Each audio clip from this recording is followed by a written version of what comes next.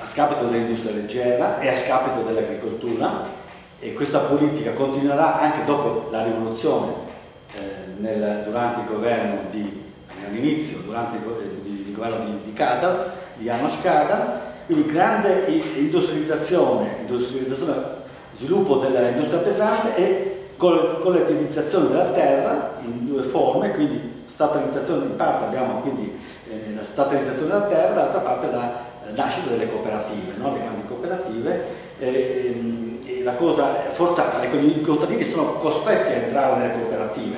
Tra l'altro appunto se arriva nel 1956 i contadini sono costretti a consegnare, possono tenersi l'orticello, coltivare l'orticello a casa, ma sono costretti a consegnare allo Stato, si arriva al 72%, no, della produzione. È masse obbligatorie.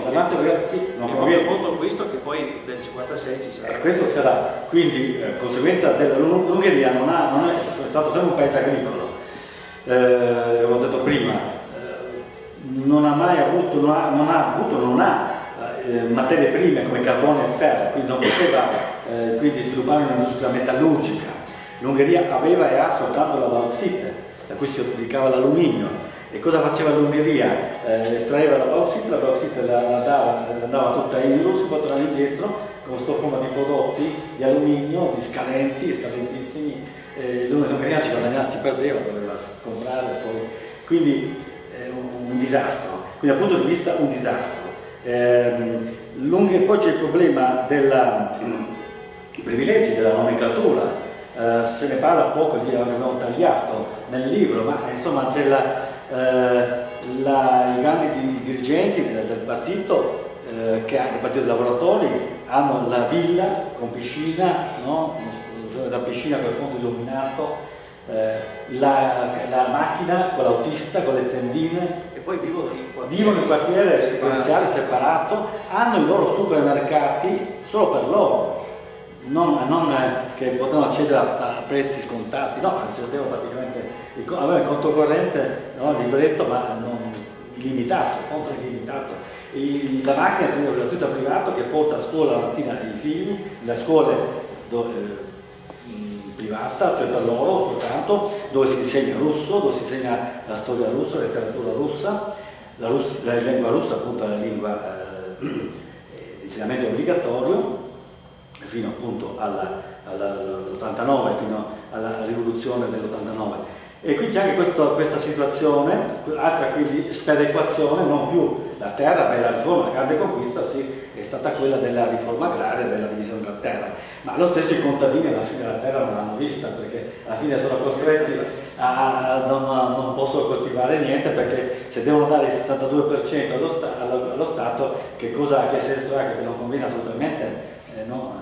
Quindi la terra, quindi ovviamente non c'è un incentivo, no? Non è certo un incentivo l'obbligo a entrare nelle cooperative. E quindi abbiamo da parte, dopo la morte di Stalin nel 1953, il primo governo di Imre Nagy, sembra un ritorno, anzi si ritorna addirittura anche alla democrazia, questo tentativo fallisce, tentativo di riforma dello Stato e dell'economia anche fallisce. C'è il ritorno quindi della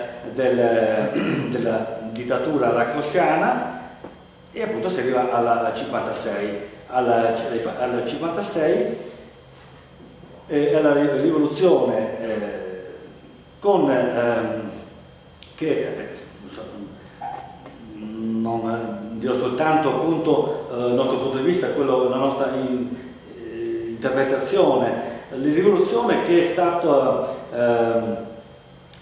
senz'altro è nata dai movimenti degli studenti, degli intellettuali, degli scrittori, tutto è partito il 23 dalla manifestazione, dalla riunione all'università di su queste cose abbiamo abbastanza il manifesto di Szeged, eccetera. Quindi ecco, nel corso di queste giornate, quindi fino alla seconda invasione, all'invasione sovietica del 4 novembre,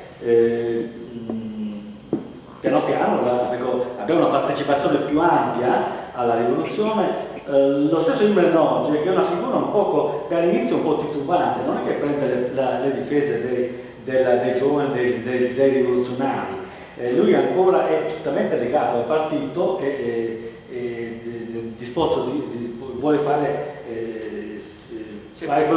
quello che dice il candidato, che avrebbe detto il partito. Poi cambierà nel corso della rivoluzione il 29 ottobre, quando prenderà proprio la posizione a fianco degli studenti e degli intellettuali e riconoscerà lui stesso la rivoluzione come un movimento, una sollevazione popolare e democratica.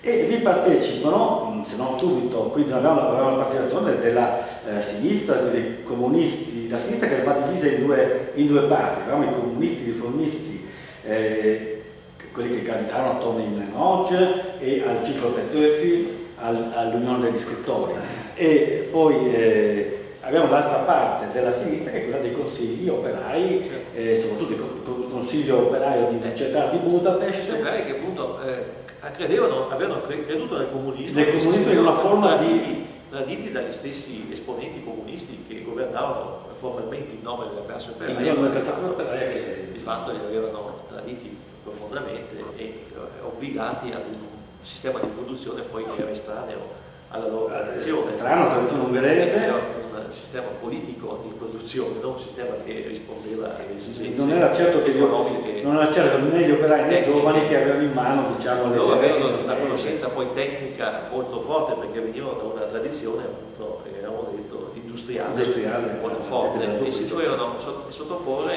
alle regole che venivano invece dai sovietici, che da questo punto di vista avevano ancora portare avanti un sistema, diciamo, quindi tentativo anche di democrazia diretta e autogestione, no? Nel campo dell'economia. Quindi avevamo questi due filoni all'interno della stessa sinistra. D'altro canto, quindi poi c'è anche la figura del cardinale Mindszenty, che torna, viene anzi liberato e torna a Budapest, anzi a Buda, e quindi c'è attorno a lui la parte più, diciamo, conservatrice, cattolica. Direi di fermarsi qua più o meno adesso per il momento, no? E sentire un po' se c'è qualche invece domanda particolare perché stiamo ormai verso la conclusione.